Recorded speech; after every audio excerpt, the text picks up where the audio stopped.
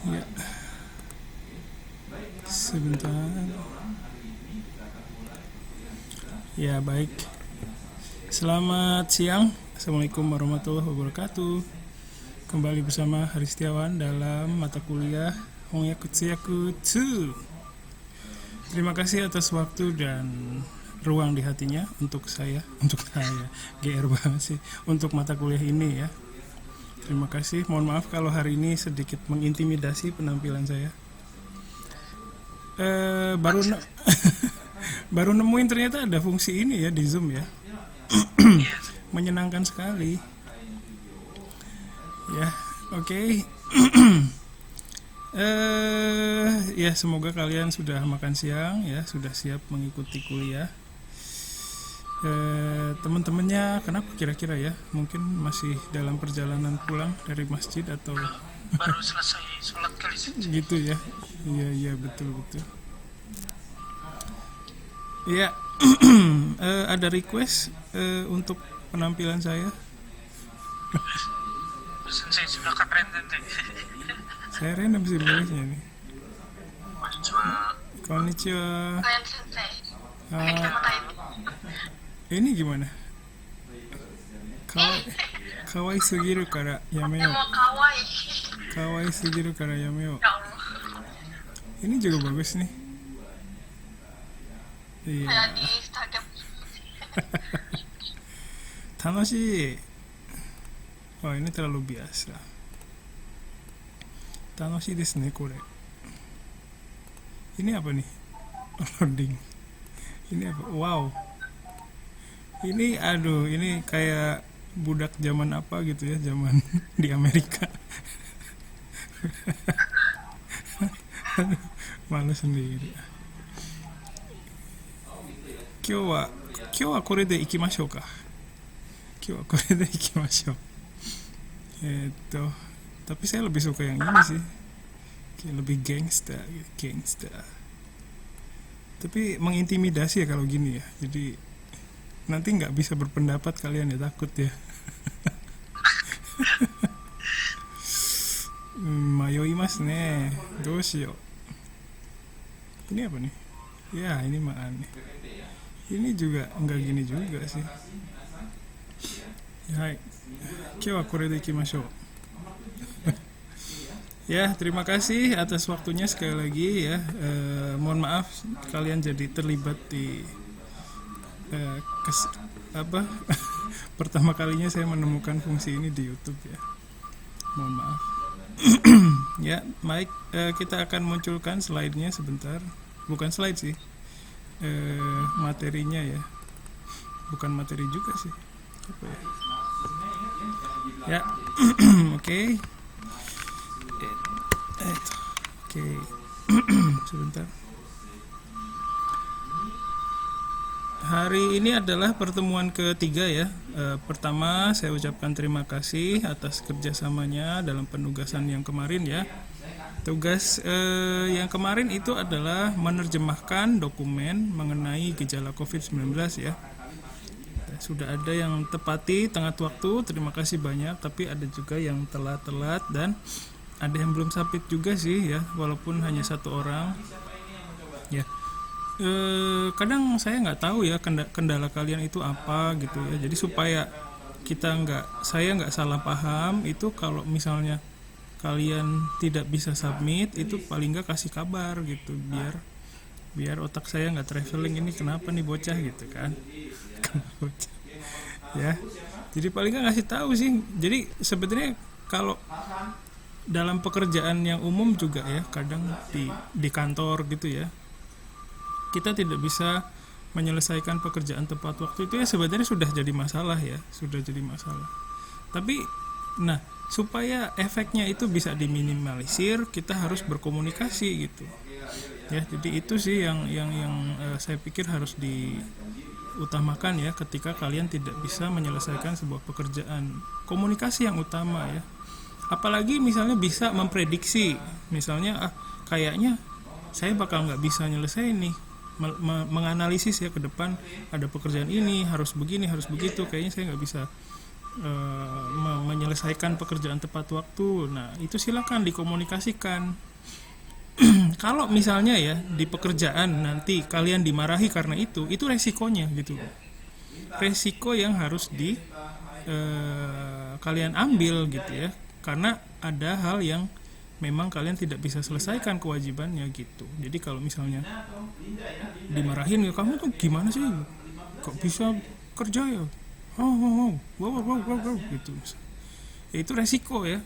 Walaupun di mata kuliah ini nggak ada yang kayak gitu. Saya nggak akan ngabisin energi buat marah gitu ya, karena saya juga nggak suka. Ya, jadi silakan diperbaiki kinerjanya, kita sama-sama saling memperbaiki kinerjanya ya. Terus oke. Jadi seperti itu ya cara kerjanya. Jadi kalau misalnya kalian nggak bisa memenuhi deadline itu ya komunikasikan, sensei saya mohon maaf karena ada hal apa gitu ya, saya tidak bisa memenuhi kewajiban sampai waktu yang ditentukan gitu ya, mohon maaf sensei gitu ya. Jadi kalau komunikasi itu walaupun jalannya bergerenjul-gerenjul nanti entah dimarahin atau apa, itu kalau di pekerjaannya yang sebenarnya ya, tapi dari situ kita bisa melihat ya, nanti atasan kalian ya suatu saat nanti itu bisa melihat ada komitmen gitu terhadap pekerjaan itu, masih ada ruang di hati untuk pekerjaan itu dengan berkomunikasi gitu ya. Jadi kalau ada hal kayak gini lagi mohon nanti bisa dikomunikasikan ke saya ya. Jadi makanya saya selalu bilang kita tuh di sini ya belajar kerja ya. Nanti kalian ke depannya seperti apa, nah gimana kalian bisa dapat apa di sini gitu di mata kuliah ya, di kuliah yang kalian ikuti seperti itu. Jadi bukan hanya sekedar kalian bisa bahasa Jepang yang kayak gimana, bukan sih, itu juga penting, tapi ada hal lagi yang lain yang harus diperhatikan seperti itu. Oke, terus saya lihat juga sudah saya baca semuanya ya. Terima kasih banyak tugasnya, tapi kayaknya ada 1-2 orang yang sepertinya nggak paham instruksinya gitu, dan tapi mahasiswa tersebut tidak menindaklanjuti ketidakpahamannya gitu ya. Jadi lain kali kalau nggak ngerti harus ngerjain seperti apa, paling tidak ya konfirmasi ke saya, tanya. Jadi saya juga tidak berpikir bahwa instruksi saya itu sudah sempurna gitu loh. Dengan baca itu mahasiswa pasti bisa ngerti, itu saya juga nggak percaya diri dengan instruksi yang saya berikan. Jadi kalian bisa bertanya ke saya, sensei maksudnya kayak gini ya gitu. Jadi kalian konfirmasi ya, kayak gitu. Terus dokumen tugas kedua itu sudah tersedia dalam berbagai bahasa. Jadi kalian bisa membandingkan sebenarnya aja.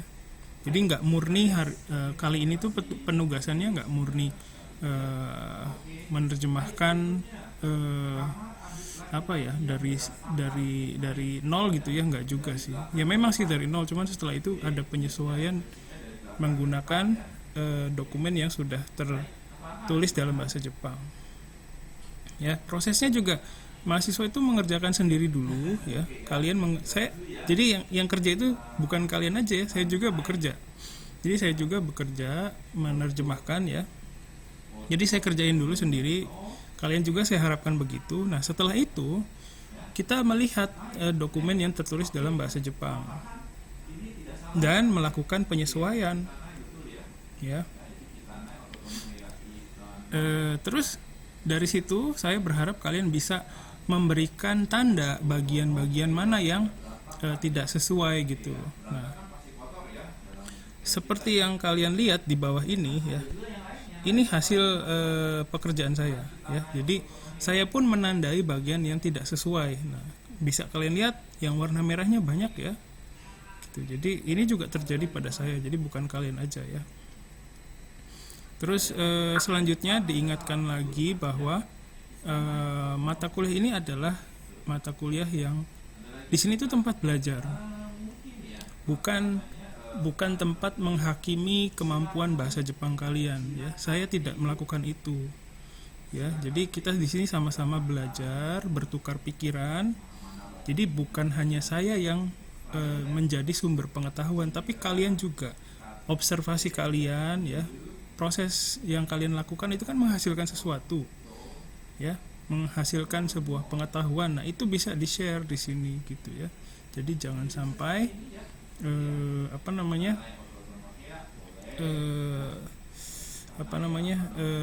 tidak bisa menyampaikan apa yang kalian pikirkan dalam mata kuliah ini. Apapun boleh ya. Dan kadang dengan menyampaikan kendala, menyampaikan experience kalian, pengalaman saya kayak gini sensei. Pengalaman lu gitu, pengalaman gue beda loh, kayak gini pengalaman gue gitu. Nah, dengan menyampaikan pengalaman kalian, menyampaikan kendala kalian, menyampaikan apapun ya terkait dengan materi ini, itu bisa menjadi sebuah kesempatan kalian, saya, untuk menata ulang pengetahuan yang sudah ada di sini gitu. Jadi kayak beresin kamar gitu loh, yang berantakan diberesin dengan mengungkapkan gitu, share gitu ya. Jadi itu menjadi kesempatan yang baik untuk menata ulang apa sih yang sudah kita capai gitu ya. Apapun boleh ya, nggak harus yang berbobot gimana gitu ya, nggak, silakan ya, nggak. Di sini sekali lagi bukan menghakimi apa yang sudah kalian capai ya, justru pengen tahu apa sih yang udah kalian capai gitu ya. Saya pengen tahu, dan teman-teman yang lain juga saya pikir ada yang pengen tahu nih dia tuh ngerjainnya kayak gimana sih gitu kan. Pasti hasil share itu bisa jadi referensi untuk temannya yang lain juga gitu ya. Kenapa saya banyak ngomong tentang gimana caranya kita berkuliah gitu ya, karena memang yang sejauh ini saya alami itu kadang sulit memposisikan diri kita sendiri ke posisi belajar gitu loh. Maksudnya saya itu gimana ya, kadang ya nggak tahu ya, mungkin kalian juga punya banyak kekhawatiran ya, jadi kadang sulit untuk saling berhadapan gitu. Bukan literally, ini memang secara fisik kita nggak berhadapan. Mungkin kalian juga menghadapi layar komputer atau layar HP ya, tapi bukan itu maksud saya. Tapi kalian tuh bisa ngomong gitu, kita bisa dua arah gitu loh. Dan kadang untuk mencapai posisi itu, kondisi itu susah banget buat saya pribadi. Saya suka ngalamin kayak gitu sama mahasiswa. Nah, itu kalau posisinya udah nggak saling bisa ngobrol, ini udah nggak baik, udah nggak sehat gitu ya. Sama kayak kalau pacaran gitu ya, sama sebenarnya. Kadang kalau ada masalah, misalnya mau diomongin tapi misalnya pacarnya nggak mau, tahu gitu misalnya. Nah, itu udah nggak sehat ya. Maksudnya kalau nggak bisa saling bicara itu kan hubungannya nggak sehat ya gitu. Dan kadang saya juga mempermasalahkan sikap saya gitu terhadap hubungan antara dosen dan mahasiswa ya. Kadang saya pikir ya, saya pribadi itu kok kayaknya terlalu jauh mikirnya gitu ya, sampai mikirin kan nggak harus sampai situ. Kadang saya mikir gitu juga, cuman kadang ya gitulah. Kadang rasa nggak tahu itu apa namanya. Terlalu banyak gitu ya, perasaan saya buat kalian tuh terlalu banyak. Jadi kadang mahasiswanya sendiri udah kewalahan, udah saya udah nggak mau itu, saya udah nggak mau perasaan saya, tolong dikurangi. Nah, itu kadang saya nggak dapet feedback seperti itu sih dari mahasiswa ya, kayak gitu. Kadang terlalu banyak yang memberi gitu ya, bukan berarti itu positif ya. Nah, oke. Itu sedikit share dari saya ya. Jadi saya juga berpendapat atau kalau punya pikiran itu saya sampaikan ya. Saya harap juga kalian bisa seperti itu. Oke.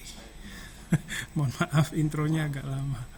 Nah, Sekarang sebelum kita masuk ya, ini kalau kalian lihat ini hasil terjemahan saya ya. Jadi kalau kalian pikir kayaknya kalau Hari Sensei pasti gak ada merah-merahnya, oh, jangan dipikir begitu ya. Ini lihat tuh banyak sekali merahnya. Jadi banyak hal yang ternyata hasil terjemahan saya juga ya ternyata beda gitu ya, tidak sesuai dengan apa yang saya pikirkan. Nah, saya berharap kalian juga bisa ngobrol ke saya ya. Silakan barangkali ada yang mau share tentang pengalamannya kemarin menerjemahkan. Boleh cerita kendalanya atau ya silakan. Kalau saya yang paling bingung sih nama-nama penyakit itu ya Sensei. Jadi iya. Soalnya apa kita searching juga banyak gitu, kayak kata kuncinya kalau mau yang kayak medis gitu harus benar-benar pas gitu. Jadi punya saya banyak salah di ini. Oke. Makasih. Ini dengan siapa nih? Reza ya, terima kasih Reza ya. Ada lagi yang lain? Apapun boleh lah ya, bisa cerita. Dan bahasanya tuh ya nggak usah pakai yang, maksudnya kalau ya bisa pakai bahasa yang gimana, cuman ya pakai bahasa kalian sendiri lah, nggak apa-apa. Silakan. Kalau saya sih yang ini Sensei, yang Netsu ya. Netsu ya. Kan saya terjemahinnya Netsu. Tiba-tiba pas saya cek ternyata Hatsunetsu gitu. Hatsunetsu. Maksudnya bedanya apa gitu? Bedanya apa ya? Ya, oke. Saya tampung dulu ya. Ini Rifan ya. Iya Sensei. Oke, makasih. Ada lagi yang lain? Oke, silakan yang lain.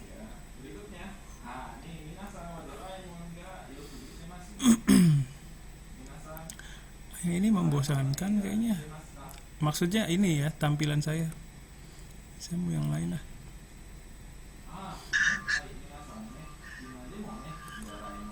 Ya, pari koci gai. Ya, walaupun agak sedikit mengintimidasi, mohon jangan disalahpahami ya. Santai aja. Silakan. Yo. Silakan yo. Ada lagi yang mau share? Nggak ada kendala nih, serius. For real? Ada yang mau cerita? Nggak ada. Oke. Oke, baik. Terima kasih ya. Tadi dari Reza terima kasih, dari Rifan juga terima kasih ya.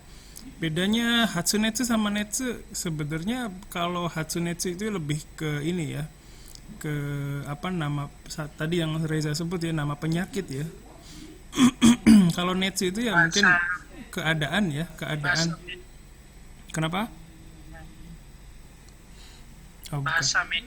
Bahasa medisnya ya, betul ya. Hatsunetsu itu bahasa medisnya. Makasih Reza. Ya, jadi kalau Netsu itu ya keadaan ya, ada panas gitu ya. Tapi biasanya kalau kita mau menyebutkan bahwa dia demam gitu ya, atau dia panas gitu, Netsu ga aru biasanya gitu ya. Jadi Netsu itu ya merujuk ke panas yang mungkin pengertiannya luas kali ya. Jadi bukan hanya panas demam ya, bukan, tapi bisa merujuk ke panas yang lain juga. Kalau Netsu yang ini kan dia Netsu yang apa ya, kayak besi panas juga kan pakainya Netsu yang ini ya, Atsui gitu ya. Jadi bedanya seperti itu ya. Oke. Tapi kalau di percakapan kita nggak ngomong Hatsunetsu ga arimas gitu, enggak sih ya. Kalau mau bilang dia demam gitu ya, Netsu ga arimas gitu ya, seperti itu sih. Oke. Terus saya lihat ya, saya lihat juga sih tadi saya baca semua ya hasilnya dari kemarin sebenarnya. Baca terus saya lihat ada yang merah-merahnya dikit loh itu sorry ya, maksudnya bukan. Jadi gini, saya sih kalau misalnya ya ada fakta bahwa kalian pakai Google Translate itu oke, nggak apa-apa gitu. kalian bisa cerita gitu, nggak apa-apa, saya nggak akan menghakimi itu gitu loh. Pilihan lu kok salah sih, lu kenapa begitu, kenapa milih yang begitu, kan udah gue bilangin, nggak akan bilang gitu saya. Kalau saya justru pengen tahu prosesnya gitu loh, itu yang terjadi kayak gimana sampai kok bisa merah-merahnya dikit gitu. Itu saya pengen tahu sih ceritanya. Ada yang bisa ceritain nggak prosesnya gimana?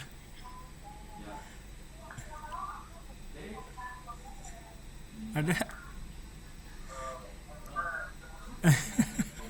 Banyak sih merah-merahnya Kenapa? kalau saya banyak merah-merahnya. Iya, saya juga sama sih.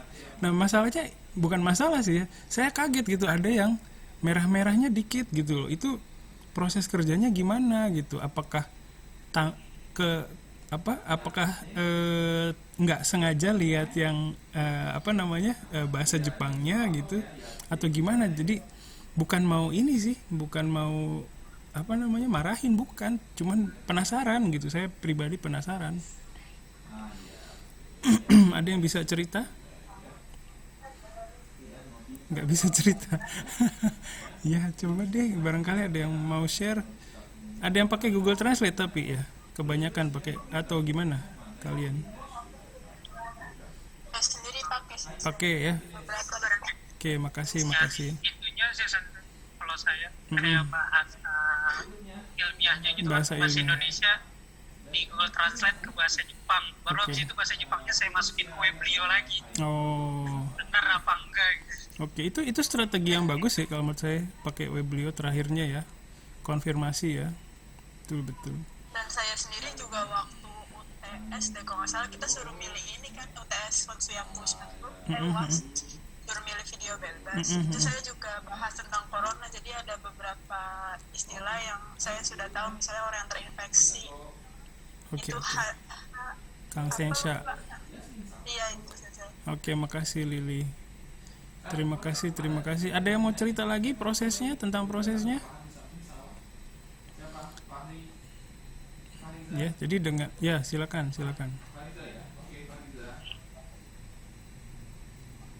Ada? Ya silakan, boleh cerita. Yang sederhana juga nggak apa-apa. Sensei, saya pakai Google Translate semua gitu. Itu juga nggak apa-apa. Bukan mau saya marahin ya. Jadi dengan bercerita itu kadang ya kita juga memberikan input. Saya juga dapat input nanti ya. Input yang bagus untuk kedepannya bagaimana gitu loh. Menyikapi cara kerja kalian gitu ya. Jadi kalau misalnya kalian lebih cenderung nggak ngasih input ke saya, nanti ya komunikasinya saya pikir sih nggak berkualitas ya. Jadi bisa bercerita tentang cara kerja kalian juga itu penting menurut saya. Ya, silakan, ada yang bisa cerita, silakan. Atau pakai Kalau saya sih pakai ini sensei, ya silakan. pakai Google Translate sama AKB. AKB ya. Oke. Aplikasi itu ya. Iya sensei. Oke, makasih banyak. Ya. Jadi saya pribadi nggak pernah melarang ya, kalau kalian mau pakai aplikasi boleh, pakai Google Translate juga boleh. Tapi kalau mau pakai, apalagi pakai Google Translate ya, itu nggak bisa begitu saja digunakan. Jadi perlu ada tahap yang lain gitu loh untuk memperlakukan si informasinya itu ya. Kayak tadi punya Reza misalnya, yang Reza ceritain itu di akhirnya diproses pakai Weblio, dikonfirmasi ya. Itu juga tahap yang bagus sih menurut saya ya, karena Weblio itu selama ini saya juga pakai ya dalam pekerjaan profesional sebagai penerjemah ya, sampingan gitu. Saya pakai Weblio dan tidak pernah dihianati oleh Weblio ya gitu. Jadi itu mungkin bisa jadi referensi buat proses kerja kalian ke depannya ya. Weblio itu bisa benar-benar bisa diandalkan, reliable ya, walaupun nggak ada Indonesia Jepang Indonesia. Dia lagi ngembangin tapi presisinya belum bagus sih. Silakan, ada yang mau cerita? Silakan. Kalau saya dijadiin bahasa Inggris dulu. Oke. Kosakatanya lebih gampang dicari kalau pakai bahasa Inggris. Boleh. Ya, ini dengan siapa? Ninda. Ninda. Oke, terima kasih Ninda ya. Ya.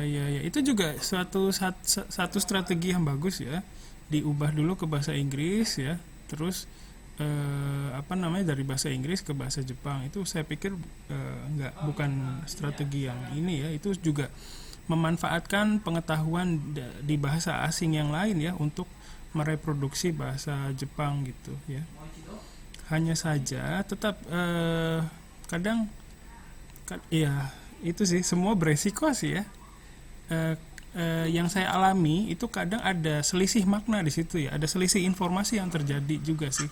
Jadi ketika kita menggunakan pengetahuan bahasa Inggris mungkin perlu dicek lagi ya apakah kuantitas informasinya sama atau ada selisih di situ ya. Seperti itu. Makasih Ninda. Ninda ya. Oke. Kasih banyak. Siapa lagi yang mau cerita? Silakan. Paling saya pakai kamus fisik sensei. Kamus fisik ya. Apa tuh kamusnya? Gakushudo. Iya, Gakushudo. Gakushudo ya, lumayan lah. 987. Oke. Saya pikir Gakushudo lumayan sih. Kalau kamus fisik saya merekomendasikan kamusnya ini Kenji Matsuura ya. Itu juga kayaknya pernah saya sampaikan ya. Kenji Matsuura. Itu yang aslinya mahal sih 300.000, cuman yang KW juga ada, saya juga kemarin beli ya 80.000. Nah, iya isinya sama sih. Di Tokopedia banyak kok. Walaupun kualitasnya ya begitu sih, ya kelihatannya sih bagus, cuman agak gimana gitu. Beda lah sama yang 300.000 lah. Ya. Kamusnya tebel banget sih itu, Kenji Matsuura itu. Tebel banget ya. Bisa buat bantal. Itu multifungsi. Multifungsi itu bisa jadi, kadang saya pakai buat tatakan laptop juga ya biar tinggi. Jadi itu saya pakai dari waktu saya kuliah ya. Waktu saya kuliah itu tidak pernah dikhianati ya oleh Kenji Matsuura Sensei. Itu reliable banget ya. Silakan, kalau menurut saya sih beli untuk investasi nggak 80.000 walaupun dosa ya, ilegal soalnya. Tapi worth it ya, maksudnya itu benar-benar kamus yang bagus, walaupun itu bahasa Jepang Indonesia, nggak ada sebaliknya ya. Dulu saya dari awal nerjemahin ya itu saya sering cerita ya, penerjemah modal dengkul, sampai sekarang juga modal dengkul. Sekarang sih pakai Weblio, dulu selalu pakai itu Kenji Matsuura ya. Itu benar-benar nggak mau. Iya betul. Itu bagus banget sih. Kalau saya ada yang Andrew N. Nelson. Oh, itu kamus kanji ya. Iya. Ya, dulu juga saya pakai itu Andrew Nelson ya. Ya, dari dulu saya pakainya yang KW terus sih. Saya menumpuk dosa ya sebenarnya. Tapi kalau misalnya beli yang ori di Indonesia ada sensei. Kayaknya sih kalau Kenji Matsuura ada di Gramedia kalau nggak salah. Itu 300.000-an kalau nggak salah. Kalau yang Andrew Nelson saya belum tahu juga sih. Kayak gitu. Itu Ya. semester 4 tapi kalau nggak salah buat pelajaran kanji dipakai. Ya. Oke. Ya, jadi kalau mau pakai fisik itu bisa sih. Pakai Gakushudo juga bagus. Kalau mau yang lebih ini lagi, yang saya belum pernah sih pakai Gakushudo ya, tapi Kenji Matsuura itu ya luar biasa sih kalau menurut saya. Ya, terima kasih ya. Terima kasih yang sudah share. Ada lagi yang mau ngobrol? Silakan. Oh iya, kalau saya paling stuck kemarin itu yang awalnya itu saya yang kita kalau saya di Taisuru Hano Ya. reaksi terhadap COVID itu Ya. sempat kadang Iya, jadi Akhirnya ini udah mentok saya tulis noni dong. ya jadi Covid nih. ya sama saya Di juga. di itunya di Yorto ya. Kalau Iya, Texas. beda ya, beda ya. Iya, yang ini nih, yang ini. Terus ini juga malah Lili lebih bagus ya tadi Kang Sensha. Saya ini literal translation banget ya. Virus nih kakak testo ya. Jadi dari berita sensei. iya nggak apa-apa, itu juga bagus ya. Jadi kadang memang ketika kita sebagai penerjemah modal dengkul ya, pilihan kita tuh nggak banyak gitu loh. Kadang cuman bisa literal translation, dan itu satu-satunya yang kita bisa pilih. Kadang memang begitu seringnya ya. Jadi nggak apa-apa untuk awal ya. Kayak misalnya ini saya juga nih, ini literal translation masuknya. Tapi ya nggak tahu juga sih ini yang paling jelas ini literal translation tuh yang ini. Jadi harfiah gitu ya. Sonomama apa sih kata-katanya ya begitu dalam bahasa Indonesianya ya. Terus kayak ini nih mata merah juga ya. Mata merah kan banyak yang ada juga yang nerjemahin akaime gitu ya. Itu literal translation, dan itu tahap awal yang bagus ya, bukan berarti jelek hasil terjemahannya ya. Terus saya juga gini, saya juga ada pengakuan dosa ini. Jadi saya waktu ngasih tugas itu memberi gambaran ya, seolah-olah bahasa Jepangnya itu kayak kunci jawaban, ya enggak? Iya. Nah, itu kesalahan saya ya. Jadi sebelumnya saya mohon maaf, itu sama sekali nggak seperti itu ya. Jadi bukan kunci jawabannya. Dan ketika kemarin saya kuliah sama kelas 6 6B atau C gitu ya. Itu katanya ada mahasiswa yang dapat bahasa Jepangnya itu beda gitu. Jadi setelah ada yang mikir gitu nggak? Mencurigakan gitu loh bahasa Jepangnya. Iya sensei. Nah, ya kan? Jadi Apa ada ini soalnya kalau di bawahnya itu ada tulisan diterjemahkan dari siapa gitu. jadi itu juga Bukan bahasa aslinya. betul. Ada kemungkinan ini hasil Google juga gitu ya. Ya. Jadi banyak hal yang sebenarnya bukan karena kalian gitu loh. Jadi makanya di kuliah ini tuh ya sebisa mungkin kalian bisa mengungkapkan gitu loh. Cara kerja saya gini sensei kemarin, terus hasilnya kok kayak gini ya. Saya punya kayak kecurigaan misalnya ya, itu bisa kalian ungkapkan di sini gitu ya. Oke, terima kasih. Terus ada lagi apa ya? Nah ini nih, ini juga saya kehilangan gitu kan, kehilangan indera penciuman dan perasa gitu kalau nggak salah. Nggak nakunateiru ya, seperti itu. Jadi ini literal translation. Jadi kalau kalian ikut pelajarannya waktu semester 4 atau semester 3 ya, ikut pelajarannya Ari Sensei yang Indonesia go Nihongo Hongyaku atau sebaliknya ya, itu kan kalian dikasih dasarnya dulu ya. Ada penerjemahan kata demi kata, ada penerjemahan harfiah, ada penerjemahan semantik ya. Saya pikir ada yang sama dosen yang lain di sini semester 3 dan 4-nya. Ari sensei. Sama itu sensei apa Johnny Sensei. Johnny Sensei ya. Oke. Cuma karena di rumah jadi cuma didapat tugas doang kemarin sensei. Iya Johnny Yang Sensei pas iya ini. sih. Johnny Sensei kesulitan waktu itu. Iya pas ininya padahal enak sensei, pas yang di kelasnya ngajarnya enak. Iya memang sih.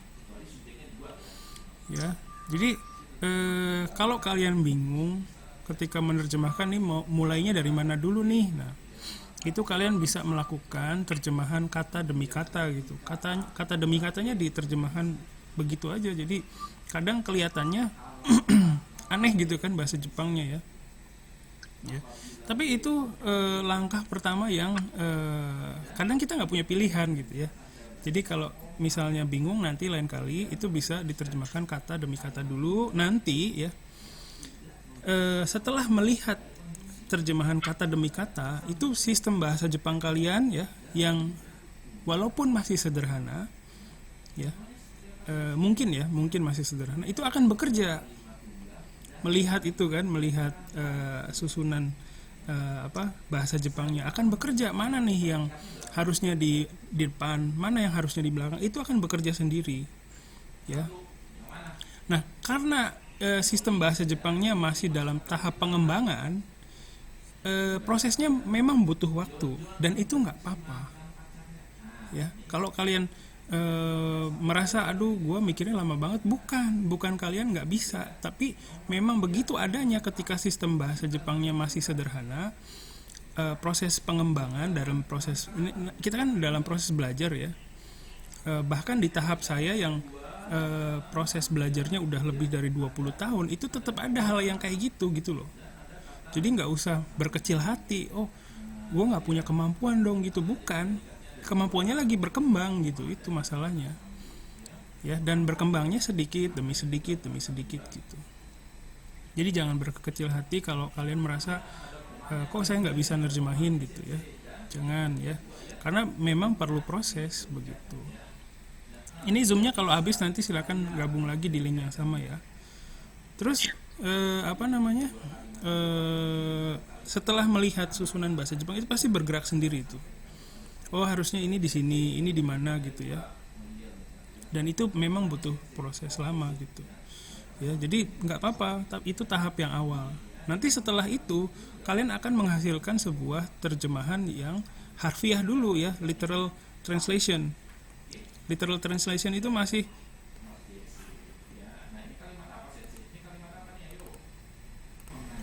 ya apa tadi ya. Jadi pertama kalian terjemahkan kata demi kata dulu, nanti menghasilkan literal translation atau terjemahan harfiah. Nah dari situ nanti ada penyesuaian lagi, menyesuaikan dengan waktunya, ini lampau atau bukan, menyesuaikan ragam bahasanya ya seperti itu. Nah kadang kita memang nggak punya banyak pilihan ya, kita berhenti di hasil literal translation, ada yang begitu. Nah kalau misalnya kalian ingin menghasilkan terjemahan yang lebih berkualitas, itu dengan modal literal translationnya itu kita melakukan research gitu ya. Bagian inilah yang menentukan kalian sebagai penerjemah modal dengkul itu sejauh mana bisa punya energi untuk researchnya ini gitu, mencari tahu lagi gitu ya. Misalnya kayak tadi saya menerjemahkan orang yang terjangkit itu kan harusnya yang Lili bilang kansensha gitu kan ya, tapi saya nulisnya virus ini kakata shito gitu. Nah apa yang harusnya saya lakukan adalah dengan bermodalkan literal translation tadi, virus ini kakata shito, itu saya mencari lagi di Google, harusnya mencari tahu lagi gitu, dan dari situ nanti didapatkanlah kansensha gitu ya, seperti itu ya. Jadi kuncinya adalah kalian bisa atau tidak ya, mau atau tidak melakukan research ya setelah mendapatkan literal translation itu. Kayak gitu sih kalau menurut saya ya. Sampai sini ada yang mau dikomentari dulu? Sama kayak ini juga ya, mata merah juga sama nih. Yang saya tahu ini mata merah kemarin ada ininya Sensei, apa tuh? bahas apa nama kayak ininya, bahasa itunya apa, konjungtivitis. Iya, Nah kalau iya. saya kemarin nyarinya pakai yang itu, Oke. makanya dapatnya bisa sama. Sip. Terima kasih Reza. Ya begitu ya. Jadi ya seperti itu ya prosesnya. Terus kayak apa lagi ya? Ini juga nih sama nih. Kelelahan nih. Nih. Kalau saya kare gitu ya. Tapi sebenarnya kalau di yang itunya kan beda ya. Kentaikang kalau nggak salah. Jadi tapi sebenarnya nggak salah gitu. Ya. Jadi sebenarnya walaupun literal translation, pesannya tetap tersampaikan. Jadi kalau hasil terjemahan kalian tidak sama, sekali lagi saya ingatkan, yang bahasa Jepangnya bukan kunci jawaban ya itu. Terus yang kedua, hasil terjemahan, kalau 10 orang dikasih satu dokumen untuk diterjemahkan, itu pasti akan datang 10 hasil. yang berbeda. Jadi sulit untuk mendapatkan sesuatu yang sama, walaupun memang ada bagian-bagian tertentu yang akan sama gitu. Tapi akan sulit mendapatkan sebuah hasil terjemahan yang benar-benar sama gitu ya. Jadi tidak usah berkecil hati ya. Yang penting usaha dulu aja gitu. Ya. Terus kayak apa lagi ya? Nah, ini banyak banget merahnya saya nih. Bagian ini susah ya. Mas, Jadi yang merasa susah tuh ya ini berarti terlihat bahwa apa namanya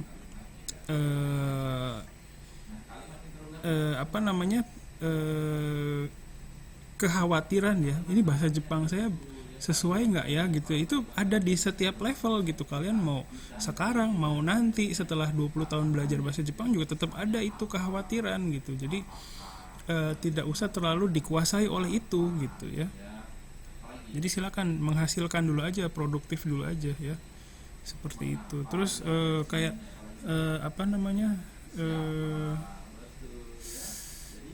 gejala yang gejala yang ada sih di sini bahasa Indonesianya. Gejala yang berat ya, jutoku itu ya. Jadi kalau saya pakainya shinkoku na byojo gitu ya. Tapi sebenarnya ada jutoku seperti itu. Nah kalau di bahasa Indonesianya sebenarnya nggak ada kata telepon ya di sini nih. Tapi di bahasa Jepangnya ada gitu loh, denwa de renraku totte kudasai, padahal di sininya nggak ada. Adanya kan menghubungi ya. Kalau menghubungi cukup dengan renraku suru kan. Jadi nggak usah, kalau kalian berbeda hasilnya yang nggak usah berpikir bahwa kalian tidak bisa ya, jangan. Karena memang begitu adanya ya, tidak mungkin menghasilkan sesuatu yang benar-benar sama. Lagian kita kan bukan native ya, susah. Terus bahasa sasarannya juga kan bahasa Jepang yang sedang kita pelajari sekarang gitu. Jadi wajar kalau misalnya hasil terjemahannya itu masih literal translation ya. Gitu ya. Oke. Ini tadi hasil pekerjaan saya nih ya. Banyak, ini kalian juga bisa lihat banyak merahnya, dan saya pun tidak berkecil hati karena udah biasa ya. Jadi kalian juga saya harap tidak usah sedih melihatnya ya, maksudnya melihat kenyataan kok beda gitu. Nah ini saya munculkan perbandingan ya, walaupun semoga bisa kelihatan sih, ini kelihatan ya, semoga kelihatan. Kita bisa lihat di sini gitu. Saya nerjemahinnya fokus ke bahasa Indonesianya kemarin. Jadi melihat ada respons ya. Respons itu kan hano ya, hano atau apa gitu ya. Yang lain juga ada. Tapi di sininya nggak ada gitu loh. Jadi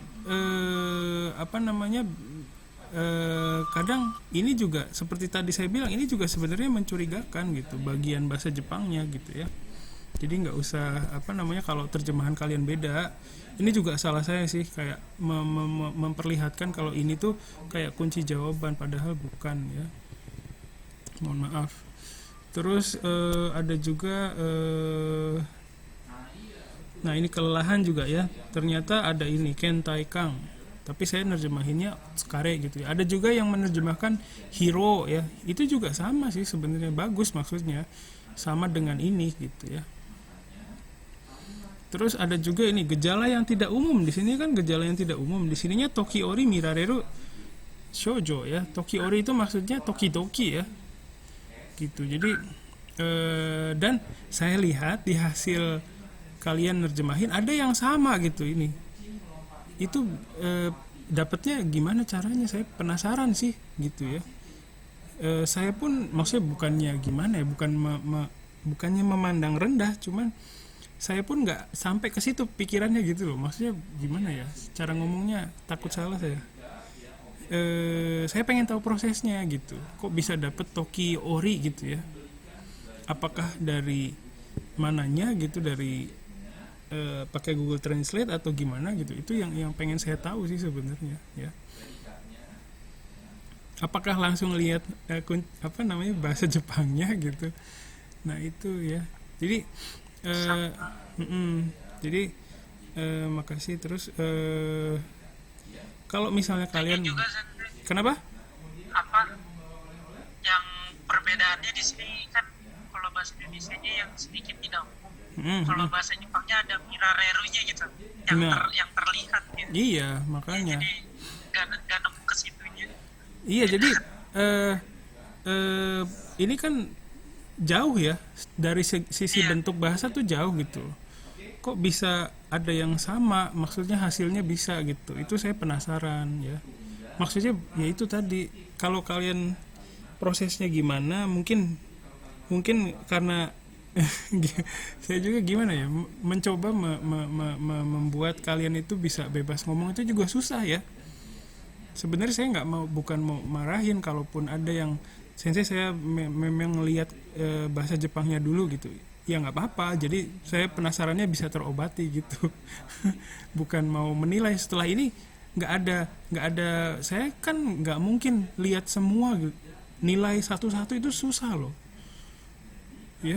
Jangan mengharapkan saya bisa mencoret-coret ya pakai tinta merah gitu, ini salah ini enggak, susah itu ya. Jadi nggak, jadi santai aja, pasti kalian, saya pasti nilai baik ya semuanya, nggak akan dapat nilai yang aneh-aneh gitu ya karena sama gitu terus saya curiga gitu. Nah, justru saya pengen tahu gitu, kok bisa nyambung ke situ gitu ya.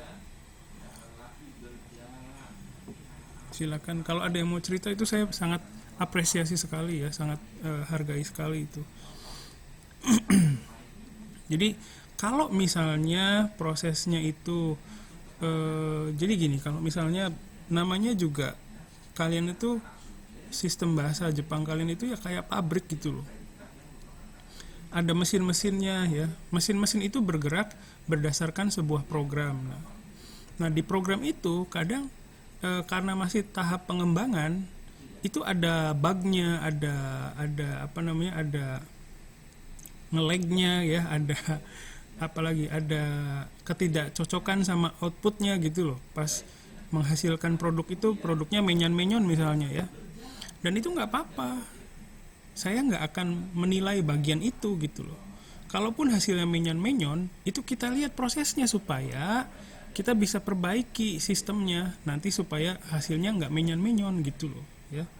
Jadi jangan berpikir kalau saya tuh cuma mau nyari kesalahan-kesalahan kalian doang, jangan. Kalau berpikir begitu, posisi belajar kalian berarti nggak bertatap muka dengan saya. Ini yang saya ceritain tadi gitu loh. Kalau kalian masih punya insecurity ya, menghadapnya ke sini, takut nggak mau takut gitu ya. Nah, kita ini nggak melihat, saling melihat gitu loh. Nah, ini posisi yang nggak bagus untuk belajar. Maksudnya bukan posisi secara fisik ya, berhadapan gini, bukan, tapi apa namanya, gitu dah, susah ngejelasinnya. Ya semoga kalian bisa nangkep sih apa yang saya pikirin. Ya, jadi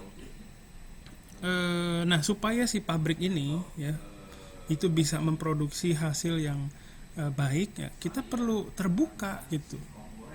Saya menghasilkan produknya gini, prosesnya begini. Kalau tidak terbuka ya, tidak membuka diri, proses saya begini loh, gini, ini sistem saya begini, itu tidak akan mendapatkan feedback dan hasilnya ya menyon-menyon terus gitu.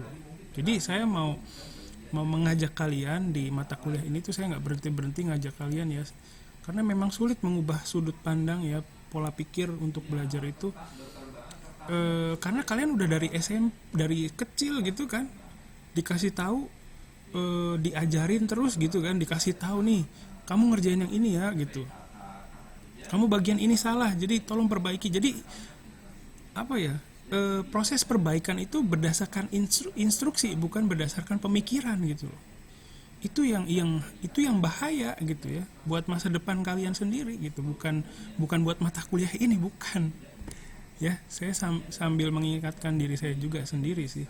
Jadi itu yang saya hadapi sehari-hari gitu, kendala di dunia pendidikan itu ya sulit ya. Ini ngomongnya jadi dunia pendidikan ya. Tapi kita tuh ya dari kecil begitu dikasih tahunya gitu, disuapin terus, kita nggak dikasih kebebasan buat berpikir gitu kan. Pokoknya yang di buku aja gitu kan. Iya kan? Itu nggak itu terkungkung gitu ya. Di kerangkeng gitu. Saya pengen kalian tuh bebas gitu. Bisa bisa ngomong apa adanya gitu ya, bisa berekspresi gitu.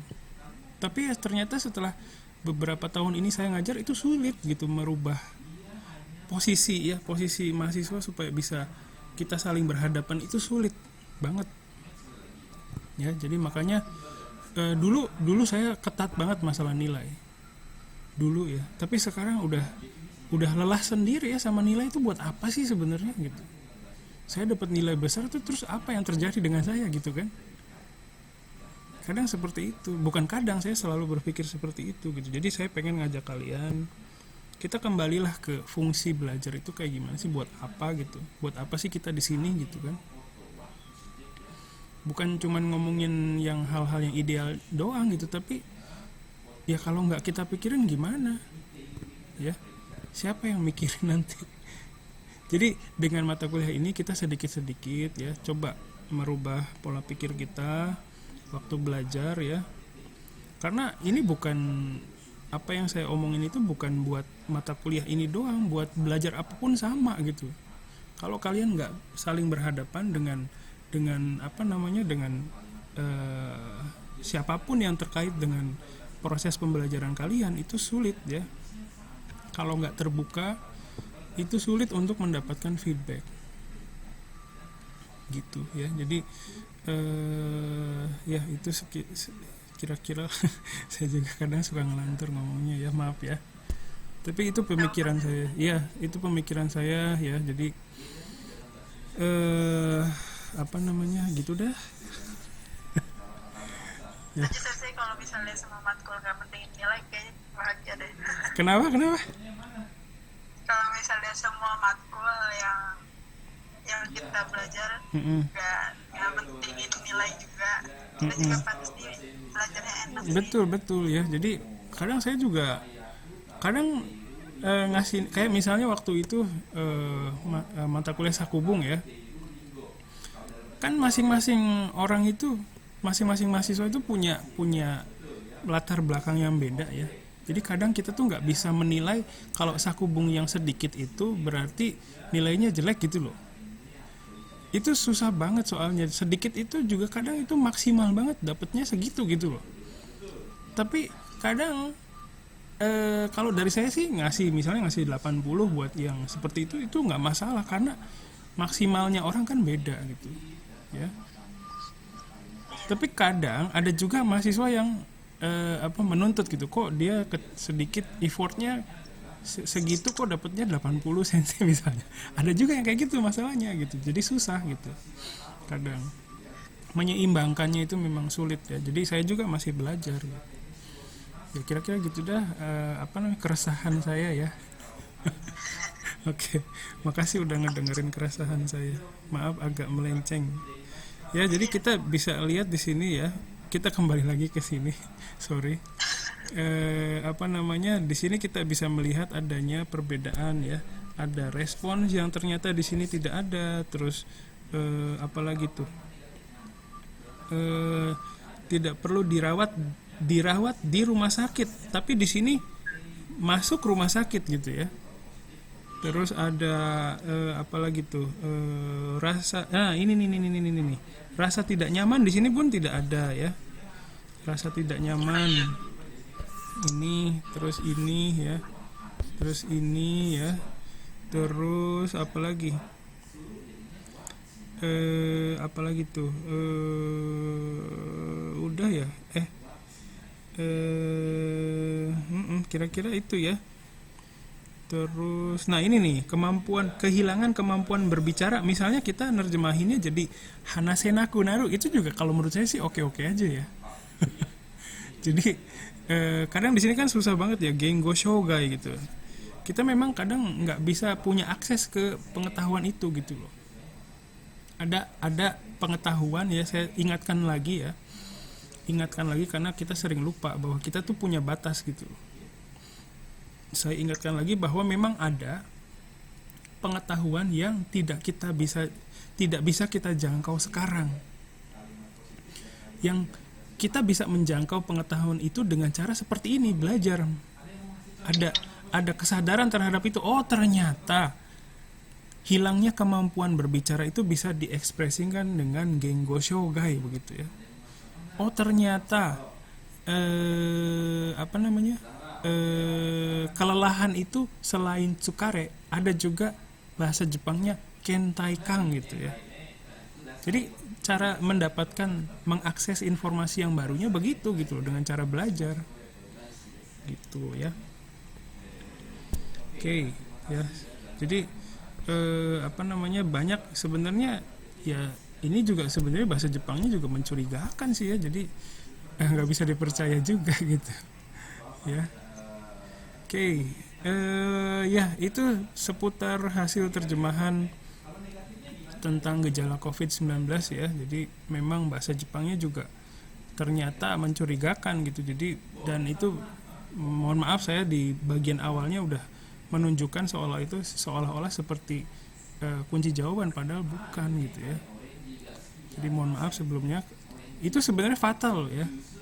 Bukan sekedar kesalahan ringan, itu fatal, makanya saya benar-benar mohon maaf ini. Ya, jadi karena dengan penggambaran seperti itu, kadang nanti muncul mahasiswa yang ternyata merah-merahnya saya banyak sensei. Jadi sedih gitu loh. Jadi ya kok kemampuan bahasa Jepang gue kayak gini sih gitu, banyak merahnya gitu. Jadinya itu efek yang sulit untuk diperbaikinya gitu. Makanya saya benar-benar nyesel gitu, udah kemarin tuh cara menyampaikannya seperti itu ya, mohon maaf ya. Sampai sini ada yang mau dikomentari dulu atau ditanyakan, silakan.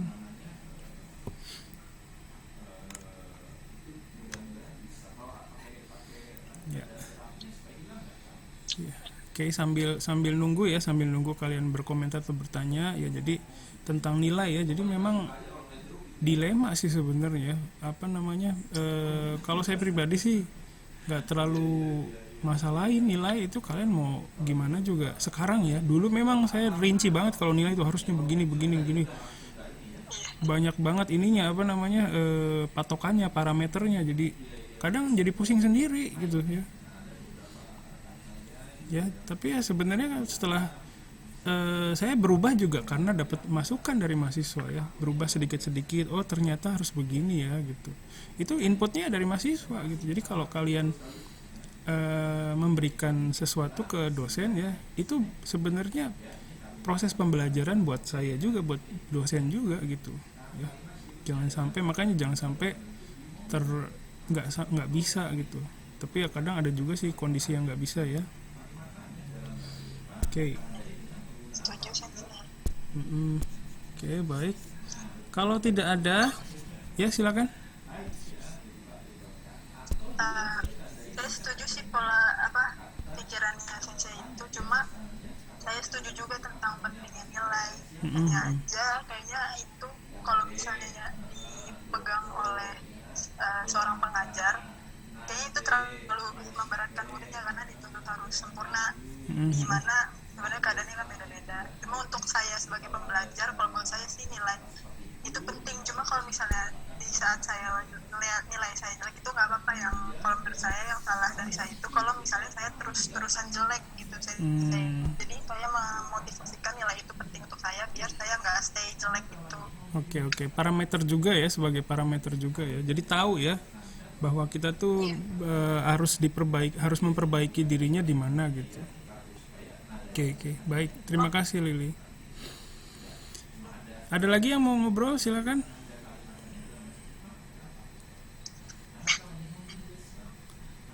Ya, jadi memang dilema sih sebenarnya ya. Kadang ada yang setelah benar-benar khawatir gitu sama nilainya, ntar nilai gue gimana gitu kan. Jadi fokusnya ke situ gitu ya. Itu yang saya khawatirkan sih sebenarnya ya. Oke, terima kasih. Ada lagi yang lain? Silakan.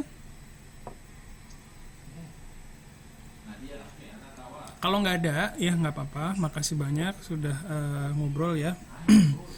Setelah ini saya mau ngomongin ini tentang penugasan selanjutnya, pekerjaan kalian selanjutnya. Kira-kira mau nerjemahin apa? Ada yang mau ngusulin sesuatu? Silakan.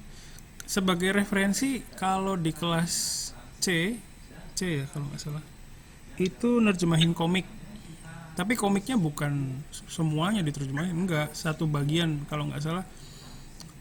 Komiknya komik bahasa Indonesia itu hanya 6 halaman dan itu juga nggak banyak sih dialognya ya. Komiknya juga untuk komik anak kecil, jadi bukan yang nggak terlalu kompleks ya kaiwanya. Terus kalau kelas B itu lirik lagu. Nah, lirik lagunya ini setelah ngobrol endingnya nggak ini sih, nggak begitu bagus ya. Maksudnya akhirnya nggak terputuskan lagu apa gitu yang diterjemahkan. Jadi saya ngambil keputusan sendiri ya, kita nerjemahin lagu ini aja ya gitu. Tapi itu juga bukan nerjemahin dari nol ya, sudah ada terjemahannya.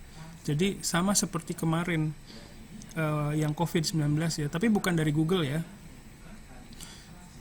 Jadi ada bahasa Indonesianya dan sudah ada hasil terjemahannya. Nanti kalian kerjakan sendiri dulu, nanti bisa disesuaikan gitu, dilakukan proses penyesuaian lagi kayak yang kemarin. Itu sebagai referensi. Tapi kalian silakan bisa bebas ya. Maksudnya bukan bebas banget sih. Jadi kalian nanti usulkan beberapa ya, terus nanti kita voting gitu. Mohon maaf belum bisa membebaskan benar-benar bebas karena saya khawatir tidak bisa melihat dengan baik itu hasil kerjaan kalian, karena nanti parameternya kalau beda-beda itu benar-benar butuh waktu dan tenaga yang besar. Nah itu saat ini nggak realistis buat saya sekarang. Ya kayak gitu. Silakan, ada yang mau ngusulin sesuatu?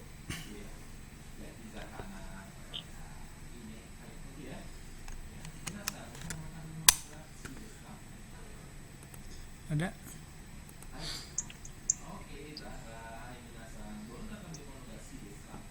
Sebelumnya boleh nanya Mas Sensei? Boleh, silakan. Sensei kan juga pernah jadi ini kan ya, translator gitu kan. Iya. Selama jadi translator biasanya kerjaan yang paling sering masuk itu apa saja jenisnya? Terjemahin apa? Seringnya ini manual pabrik.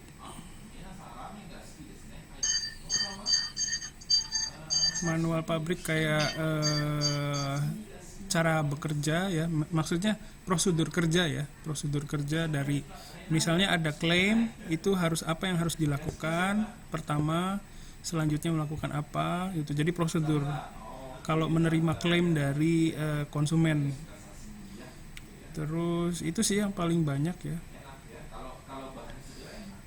Kayak misalnya datang mesin baru, nah itu mesin barunya diapain dulu gitu kan. Itu yang pernah saya kerjakan paling banyak sih. Sampai beratus-ratus halaman, pusing banget, sebulan itu saya kerjain. Iya. Dan endingnya itu happy ending. Ya. Bisa beli motor baru. Gede banget. Iyalah, itu translator itu menjanjikan loh. Saya kalau ini pengennya freelance aja. Karena lebih ini ya, kerja di rumah enak ya, tinggal ya taktik gitu, paling research dikit-dikit ya. Yang penting ada internet sih, itu sih. Itu sebulan itu ya lumayan, itu jauh dari penghasilan saya di sini. Tapi sekarang udah jarang sih, udah jarang nerima kerjaan kayak gitu. Mungkin karena orang yang bisa bahasa Jepang juga udah banyak ya. Jadi dan yang muda-muda juga sekarang banyak ya. Jadi jarang datang lagi ke saya sih sekarang. Silakan, ada lagi yang mau tanya? Bebas sih. Yang tentang pekerjaan selanjutnya juga boleh. Ada? Kalau freelance itu nyari kerjanya di mana? Kita yang nyamperin apa mereka datang? Ada pertama kita bisa bergabung di sebuah agensi gitu ya, agen ya, kayak sekarang banyak sih. Dulu ada JAC ya, ada Fuji Bijak ya, ada macam-macam ya. agent apa itu outsourcing kayak gitu, mendaftarkan diri ya, saya penerjemah gitu ya. Jadi nanti kerjaan dari situ, atau ya dari kenalan, terus dari kenalannya kenalan kayak gitu. Jadi dapat rekomendasi misalnya ini saya kenal ini sama orang ini, silakan dihubungi ya. Terus nanti saya dihubungin, Pak Hari ya, ini ada yang mau ini nerjemahin dokumen seperti ini, bisa nggak seminggu gitu misalnya. Berapa kira-kira Pak Hari? Nah di situ ditanya dulu harganya berapa. Nanti dia tuh kayak membandingkan gitu si kliennya ya. Gitu. Jadi kita kasih CV kita, terus penawaran kita ya. Nanti di situ mereka milih, oh ya ini kayaknya gimana gitu ya. Seperti itu. Kebanyakan sekarang kan kalau dulu itu ya mungkin masih sedikit ya orang yang bisa nerjemah itu. Banyak sih, cuman sekarang tambah banyak gitu. Jadi persaingannya lebih ini ya. Jadi kadang dulu saya sering dapat dari satu perusahaan nih. Nah sekarang udah jarang, mungkin udah dapat penerjemah lain yang lebih reliable gitu ya, kayak gitu. Dan mungkin harganya lebih terjangkau kayak gitu ya. Ada lagi yang mau tanya, silakan.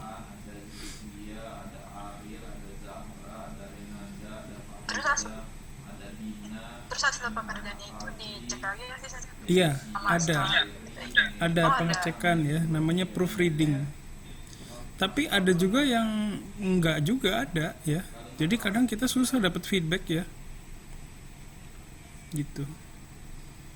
Tapi kalau ada proofreading itu ya bagus ya, maksudnya kita bisa tahu bagian mana yang enggak sesuai gitu ya. Jadi pembelajaran sih. Begitu.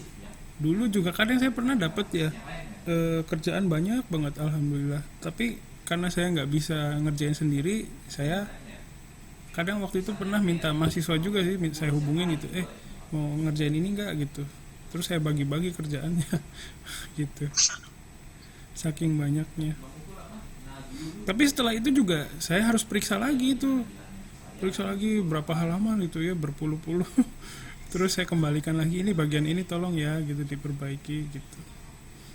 Itu cukup melelahkan sih, tapi ya hasilnya bikin membuat saya senyum.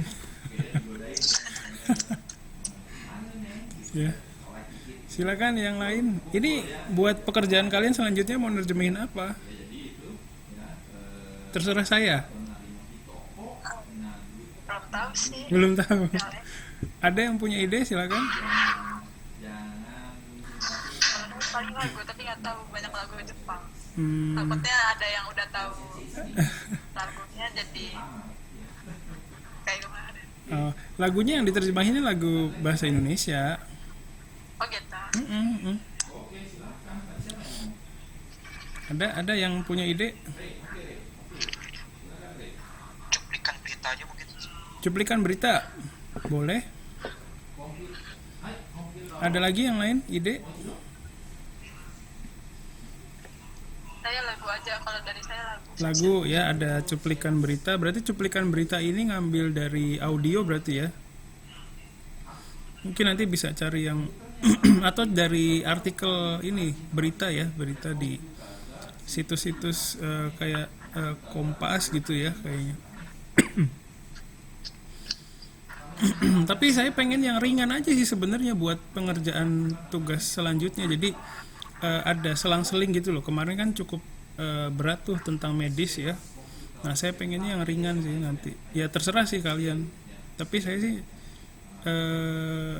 nggak pengen ngasih beban yang banyak dulu minggu depan gitu loh.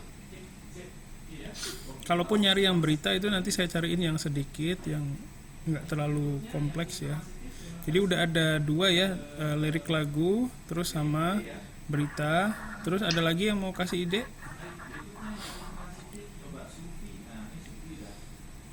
Komik juga boleh sih.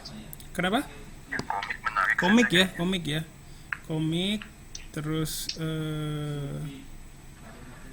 komik, lirik lagu sama cuplikan berita ya. Terus yang lain? Oke, jadi sejauh ini ada 3 pilihannya. Lirik lagu bahasa Indonesia tentunya ya, lagu Indonesia ya, lirik lagu Indonesia. Terus 2 berita, 3 komik ya. Ada lagi? Oke, karena tidak ada lagi dan waktunya juga nggak banyak, sekarang saya akan ketik nih yang tadi ya. Nanti kalian coba pilih dengan mengetik nomornya ya. Nah, udah ada di chat di Zoom ya, chat yang Zoom ada 3 pilihan. Silakan kalian pilih dengan mengetik angkanya ya, 1 2 3. Mulai dari sekarang, go. Ya, terima kasih partisipasinya. 1 3 3. Oke, ada lagi. Silakan, di sini ada 19 orang ya. 3. Oh, banyak yang 3 nih kayaknya. Oke. Sip, makasih ya. Ada lagi? Go. Go.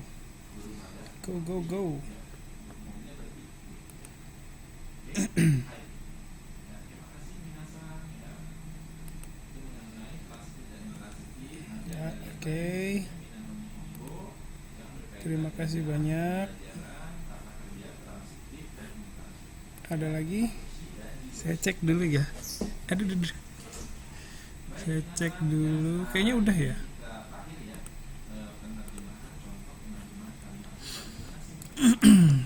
Itu sebentar. Oh, masih ada tuh. Masih ada. Silakan.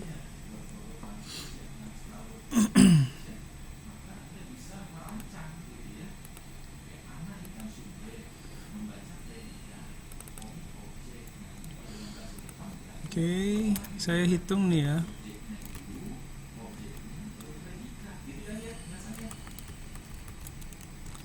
Banyaknya 1 dan 3 nih kayaknya. Atau tekini sang desu ne.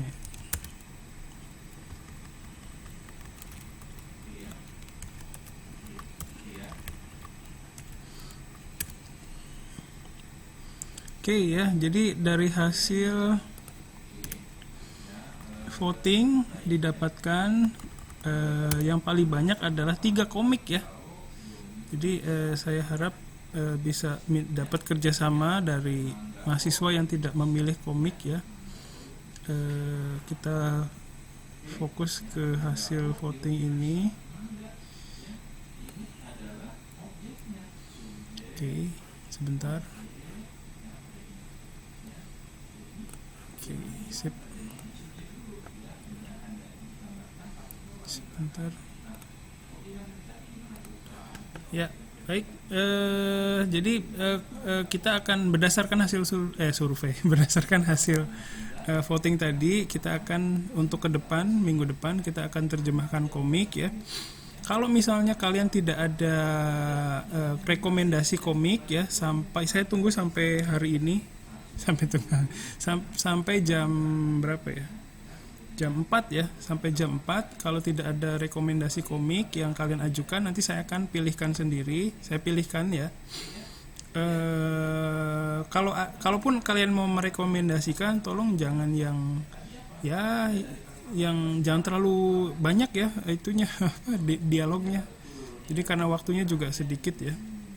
Jadi rekomendasi komik kalian akan saya tunggu di WhatsApp grup aja sampai jam 4 ya. Baik. Nanti kalau tidak ada rekomendasi komik, saya akan pilihkan dari saya ya. Itu saja yang mau saya sampaikan hari ini. Ada yang mau kalian sampaikan dulu sebelum saya tutup? Dari kalian mau tanya atau mau berkomentar silakan. Dari saya nggak ada sih. Oke, makasih. Yang lain tidak ada? Cukup sensei. Oke, baik. Baik, kalau begitu karena waktunya juga sudah habis, sekali lagi terima kasih atas kerjasamanya hari ini. Senang banget bisa ketemu lagi sama kalian. Selalu bersemangat saya, ya. Itu saja. Assalamualaikum warahmatullahi wabarakatuh. Otskari sama des. Bye bye. Waalaikumsalam. Saya mas. Hai. Arigatou gozaimasu. Otskari sama.